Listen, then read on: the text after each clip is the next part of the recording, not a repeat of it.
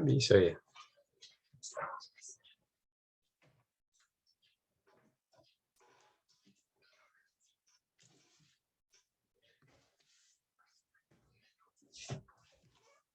Bentar ya.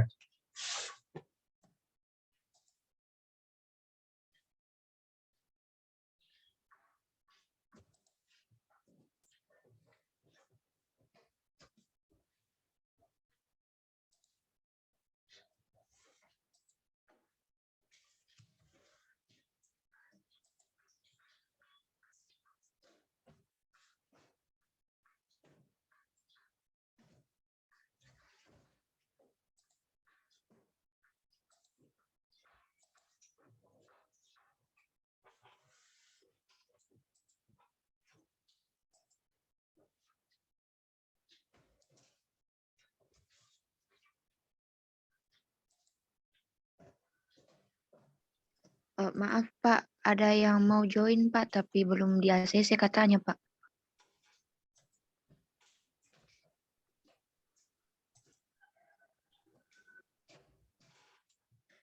Di sini.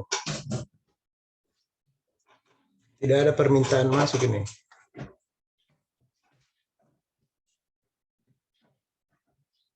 Bentar saya anu dulu filenya, ternyata tidak bisa ditampilkan di komputer ini, jadi saya bawa lagi ke komputer yang satu.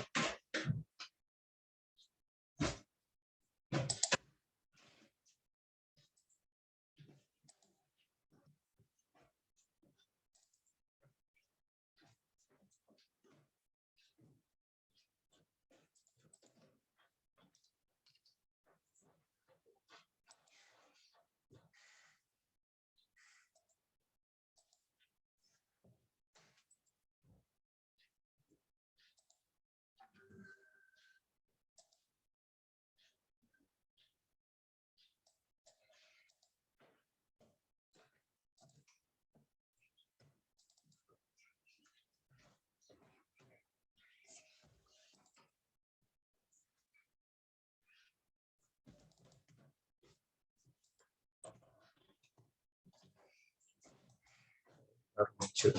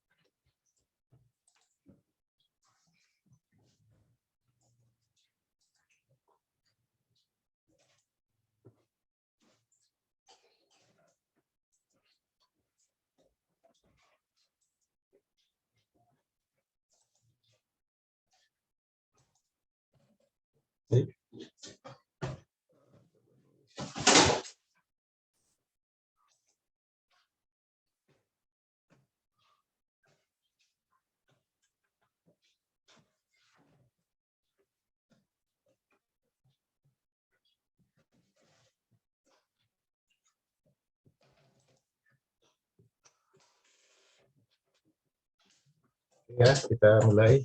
Jadi materi kita hari ini adalah desain produk dan jasa.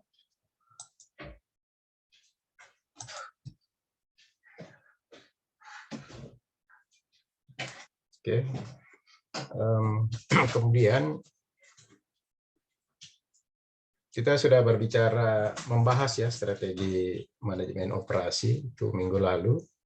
Nah, kita akan melihat satu-satu strategi apa yang ada di manajemen produksi dan operasi. Yang pertama kita akan membahas desain barang dan jasa ya hari ini.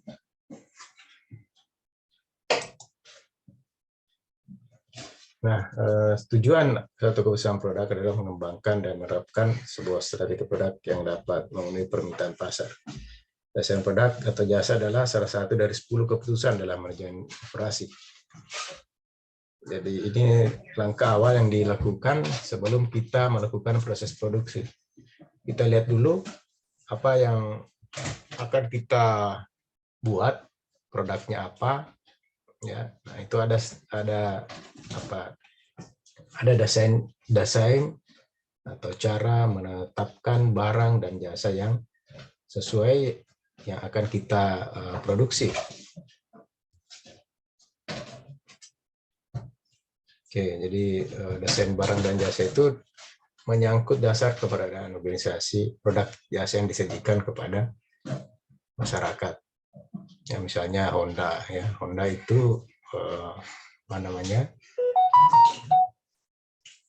Memproduksi mesin, ya. Mesin sepeda motor, mobil, ya, dan mesin yang lain. Intel juga seperti itu. Contohnya Intel fokus memproduksi chip komputer. Contoh lainnya Microsoft. Microsoft produknya adalah software PC.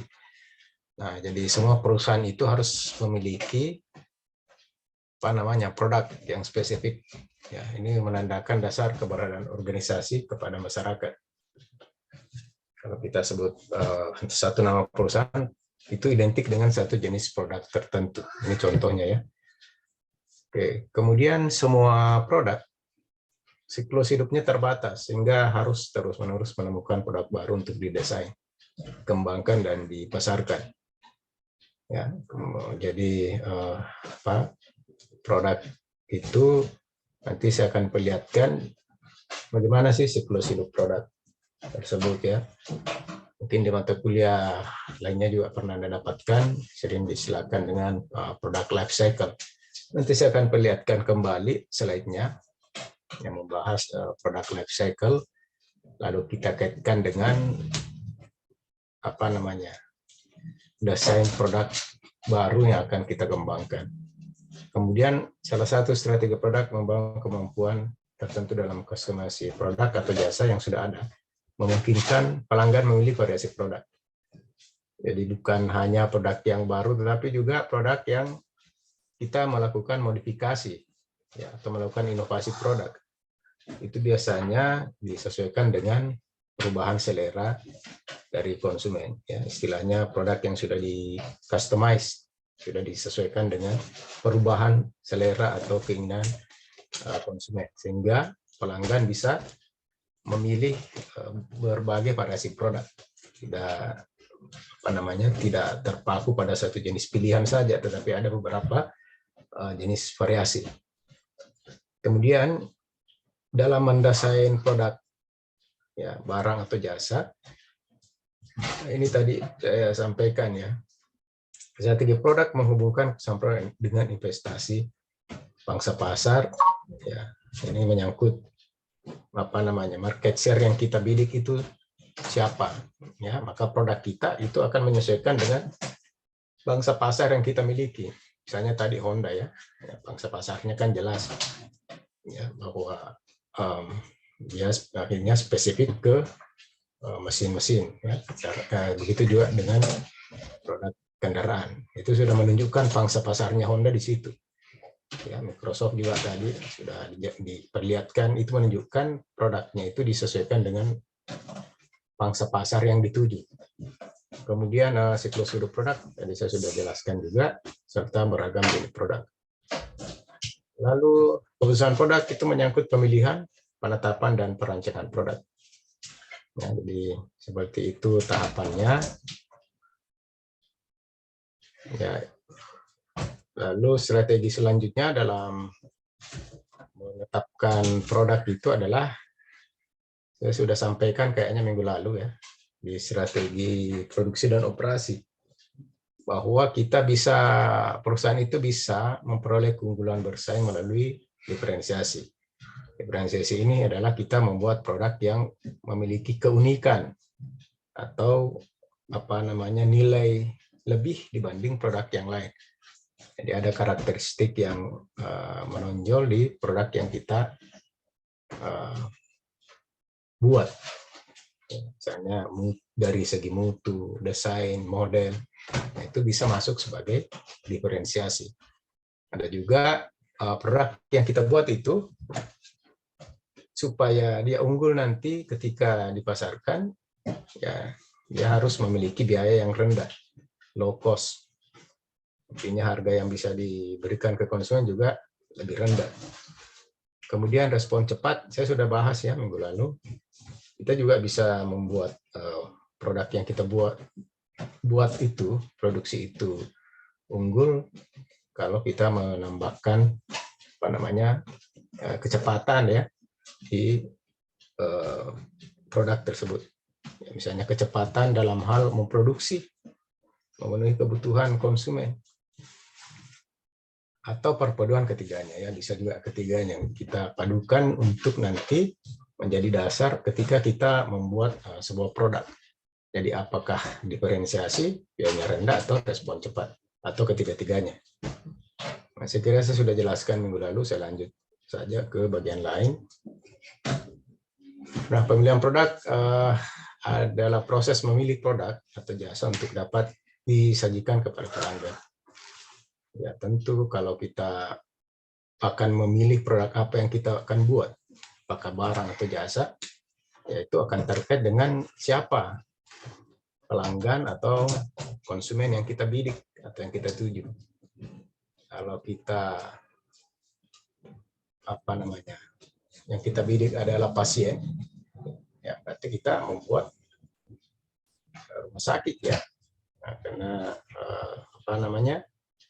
pelanggan yang menjadi target kita adalah pasien. Ini bisa lagi lebih spesifik, misalnya ibu-ibu hamil. Nah, berarti kita bikin rumah sakit bersalin.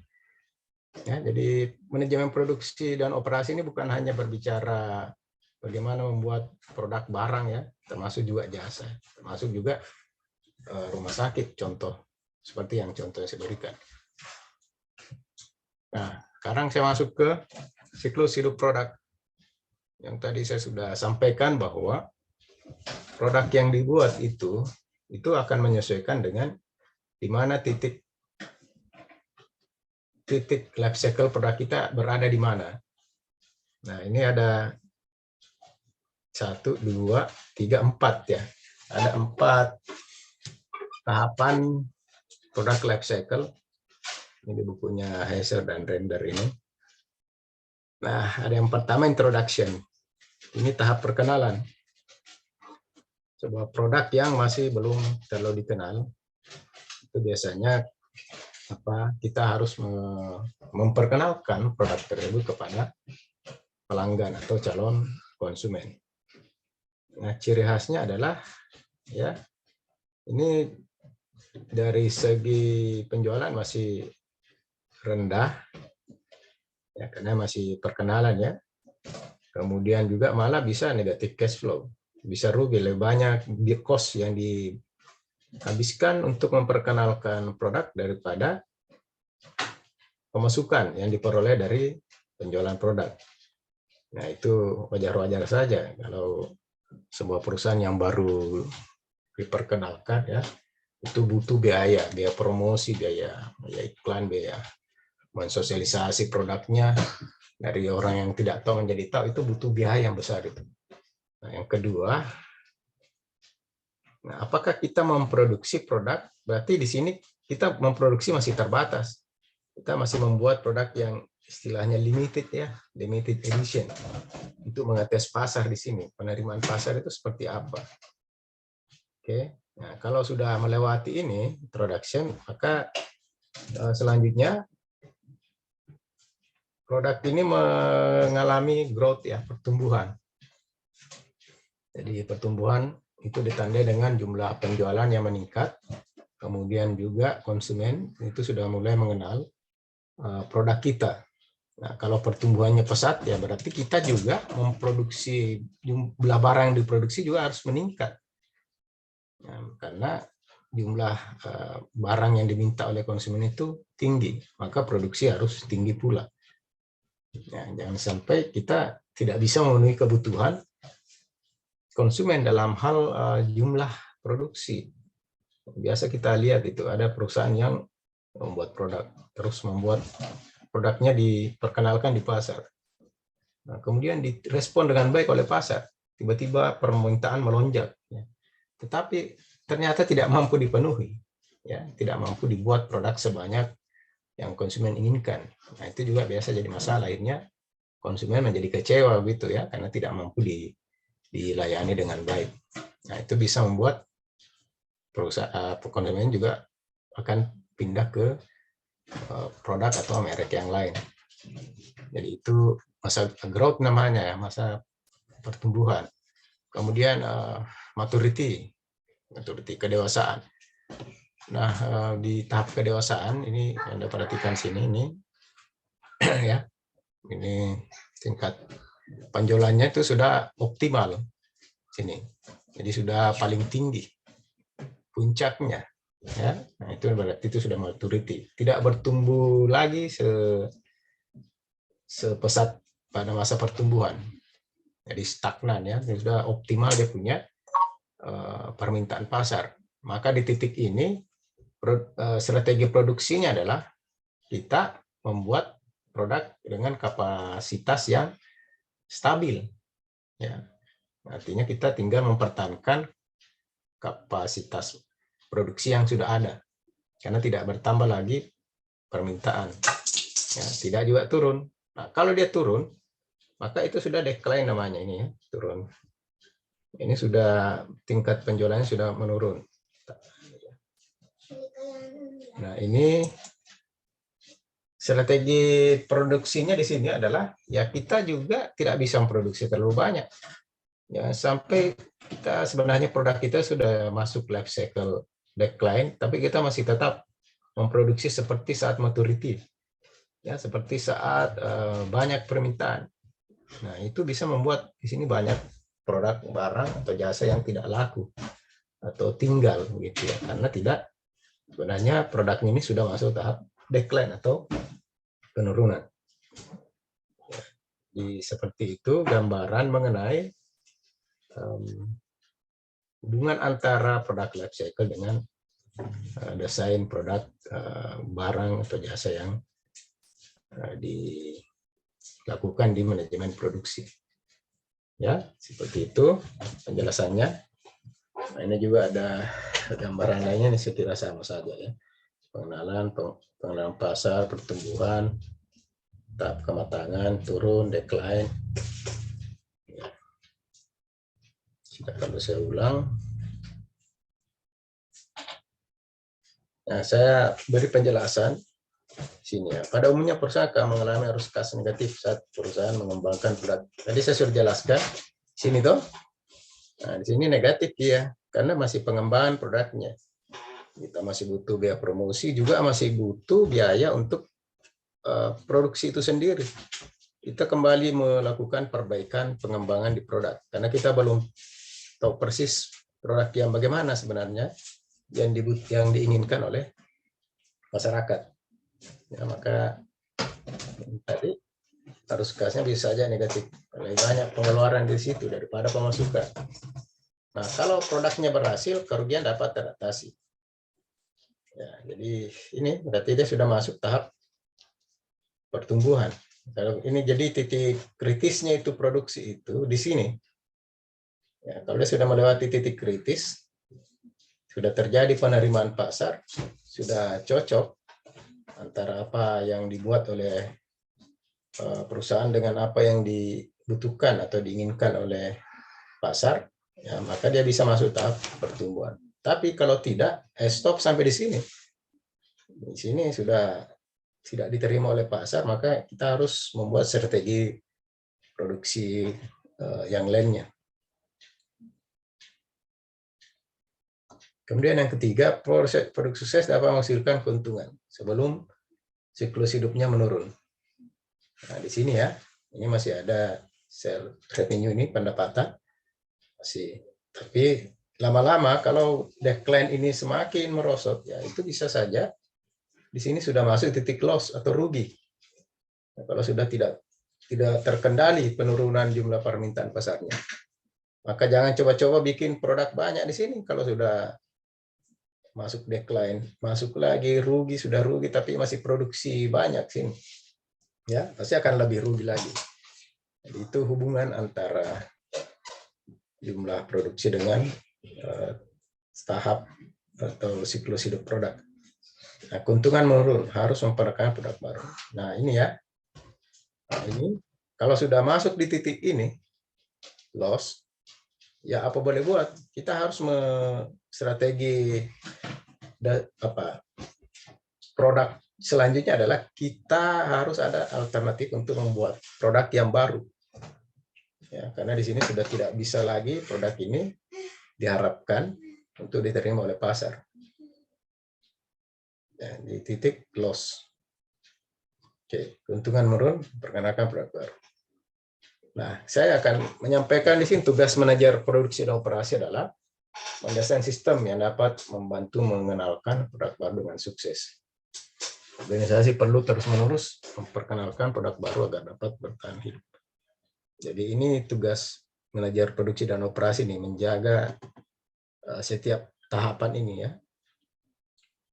Kalau perlu kita tidak boleh masuk di tahap decline ini, yaitu maunya kita. Tetapi kalau misalnya tetap terjadi, maka manajer produksi harus membuat produk, ya, memperbaiki produknya, mengembangkan produknya, bisa juga melakukan inovasi produk, ya, supaya tidak terlalu jauh decline ini terjadi. Kalau masih terjadi dan dalam jangka waktu yang lama, ya manajer produksi harus merencanakan membuat suatu produk yang baru. Ini penjelasan. Fase perkenalan ini juga tadi ya, yang menjelaskan kembali produk disesuaikan. Ini tadi yang saya katakan, kalau masa perkenalan itu masih banyak membutuhkan biaya. Kita masih meneliti, masih mengembangkan produk, masih melakukan perbaikan proses, masih katakanlah masih uji coba di sini. Kita baru mencari bentuk yang pas di produk kita yang diterima pasar itu yang seperti apa. Nah, semua tahapan ini membutuhkan biaya atau cost. Itu biasa juga ada orang yang kalau cepat mau untung. Ya. Sementara dalam fase perkenalan itu ya memang kita harus berkorban dulu. Ya. Kita harus menyempurnakan produknya. Apalagi kalau produk itu belum dikenal oleh pasar, ya kan tidak serta-merta produknya dibuat langsung booming begitu diminati oleh pasar. Ya kan dia butuh proses itu ya, proses waktu supaya produk kita mampu diterima oleh pasar.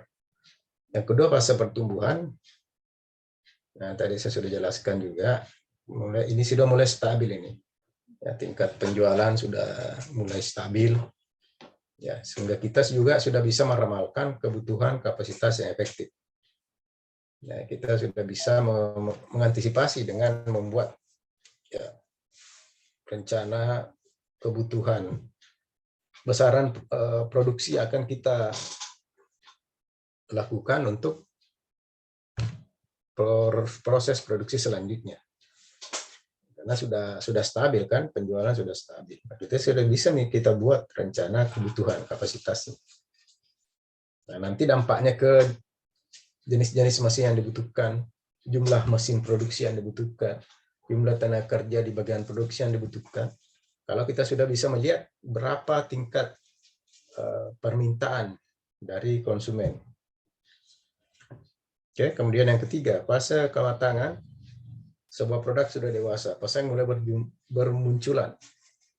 Nah, ini juga tantangan bagi manajer produksi dan operasi. Tadi kalau sudah matang, sudah peak, sudah tertinggi dia punya penjualan, maka itu biasanya akan muncul para pesaing yang membuat produk yang sama, yang sejenis. Yang sederhana saja Anda amatilah. Jadi kalau kita lihat kiri kanan jalan itu, ada satu tempat bisnis di situ dibuat, kemudian ramai, ya itu biasanya akan memancing pesaing untuk juga membuat usaha yang sama di situ. Kalau perlu berdekat-dekatan di situ. Nah, sama juga ya di manajemen produksi itu juga itu sudah artinya itu sudah masuk fase kematangan. maka siap-siap manajer produksi membuat inovasi supaya produknya itu meskipun serupa dengan produk pesaing yang mulai muncul tadi, ya menjadi pesaing perusahaan kita, tapi kita tetap harus memiliki tadi ada kan diferensiasi kah, pembeda, atau unggul dari segi biaya yang rendah atau dari segi kecepatan. Nah, jadi di sini dituntut kemampuan manajer produksi untuk melakukan inovasi produksi. Kemudian yang keempat, fase penurunan. Produk yang hampir mati, ya dihentikan saja. Tidak bisa kita memaksakan membuat produk, ya. Kemudian biar bagaimana kalau memang si konsumen ini sudah mengalami perubahan selera, ya perubahan kebutuhan, ya kita tidak bisa memaksakan, ya rugi saja itu kalau kita paksakan. Ya banyak cerita-cerita yang apa namanya yang bisa kita jadikan contoh, ya. Misalnya Nokia waktu menurun permintaannya, ya masih tetap diproduksi dengan banyak. Ternyata juga tetap tidak diminati oleh konsumen. Ya, akhirnya harus dihentikan karena tidak mampu lagi bersaing dengan perusahaan pesaingnya. Padahal itu perusahaan besar. Oke, jadi apa boleh buat, kita harus mengenalkan produk baru lagi. Karena kalau tidak ada lagi sumber pemasukan bagi perusahaan. Ya, saya kira itu penjelasan menyangkut hubungan antara desain barang dan jasa, produk barang dan jasa dengan siklus hidup produk. Oke, ya kita masih masuk di sini, dari saya sudah jelaskan ini. Ini ada penjelasan tambahan sedikit. Siklus hidup berbeda-beda antar produk. Jadi contoh ada yang sangat pendek gitu. Koran itu berapa jam saja. Kalau Anda beli koran jam 6, jam 7, jam 8 itu masih stabil harganya. Tapi kalau sudah jam 12 itu sudah menurun. Ya, orang tidak butuh lagi kalau sudah istilahnya sudah ketinggalan beritanya, orang sudah tahu. Apalagi kalau malam, ya mungkin tinggal Rp500 itu harga koran itu. Apalagi Anda beli besoknya. Nah, itu berarti kan siklus hidupnya sangat singkat. Bisa dihitung jam itu koran. Ada lagi 1 minggu, beberapa bulan, mode ya, pakaian itu juga siklus hidupnya biasanya musiman. Oleh kalau pakaian perempuan, itu cepat sekali putarannya. Beda dengan laki-laki. Laki-laki masih lebih panjang siklus hidup produknya daripada pakaian wanita. Pakaian wanita sedikit-sedikit berubah lagi modelnya. Oke, jadi bisa Anda beri contoh yang lain ya, beberapa tahun, beberapa dekade. Yaitu kalau seperti minuman, makanan, ya mungkin itu yang lama dia punya siklus hidup, ya. Artinya dari selera. Ya, bukan dalam arti masa tahannya. Kalau masa tahannya ya ada juga yang lama. Kalau sudah melalui proses pabrikasi, ya minuman sudah dibotolkan, sudah diberi, sudah diawetkan, ya. Tapi kalau yang minuman yang di gelas, ya mungkin itu siklus hidupnya juga sangat pendek. Ya, bisa lagi kita kalau sudah bermalam sudah tidak bisa lagi diminum. Tapi kalau dia melalui proses pengemasan botol, nah itu bisa bertahan lama. Berarti siklus hidupnya juga panjang. Oke, yang terakhir. Nah, ini tahapan-tahapan pengembangan produk.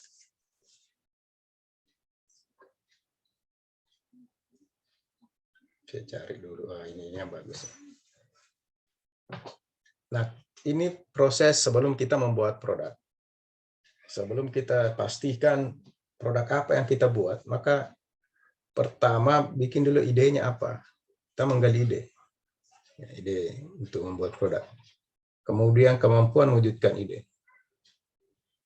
Pertanyaannya, kalau ide itu kan kita gali dari pelanggan, bisa dari melihat memonitoring lingkungan, bisa juga dari bertanya ke orang-orang di perusahaan. Nah, biarkan saja ide-ide itu istilahnya apa ya, brainstorming. Ya. Kita dengar ide-ide apa kira-kira produk apa yang bagus kita buat. Kemudian masuk ke tahap kemampuan mewujudkan ide. Nah, sekarang pertanyaannya, bisakah kita buat produk itu? Nah, itu pertanyaan selanjutnya. Nah, kalau bisa, kita lihat lagi, apakah ada permintaan pelanggan? Ya, kalau kita buat produknya, apakah kira-kira pelanggan ada yang meminati produk itu? Kalau sudah di sini juga sudah oke, kita buat aspek teknisnya seperti apa. Nah, di sini sudah kita uji cobalah ya bikin produknya. Kemudian spesifikasi fungsionalnya. Kemudian kita rinci lagi spesifikasi produknya. Lalu kaji ulang desain. Nah, ini sudah proses kita sudah buat di sini. Sudah diracik, sudah diproduksi lah. Ya. Tapi jangan dulu langsung buat secara dalam jumlah yang banyak. Sekarang kita tes pasar lagi. Ya, tes pasar.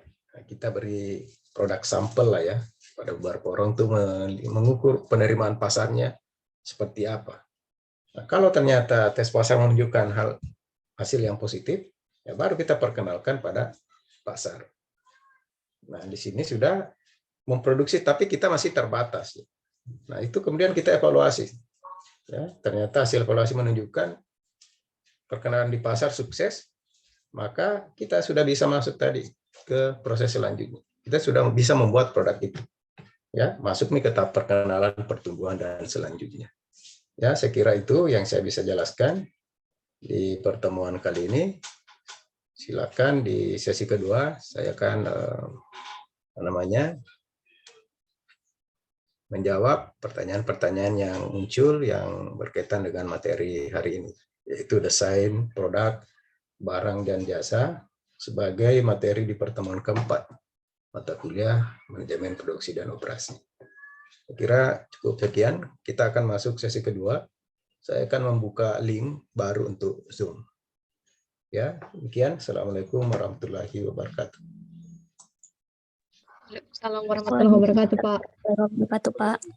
Wabarakatuh, Pak.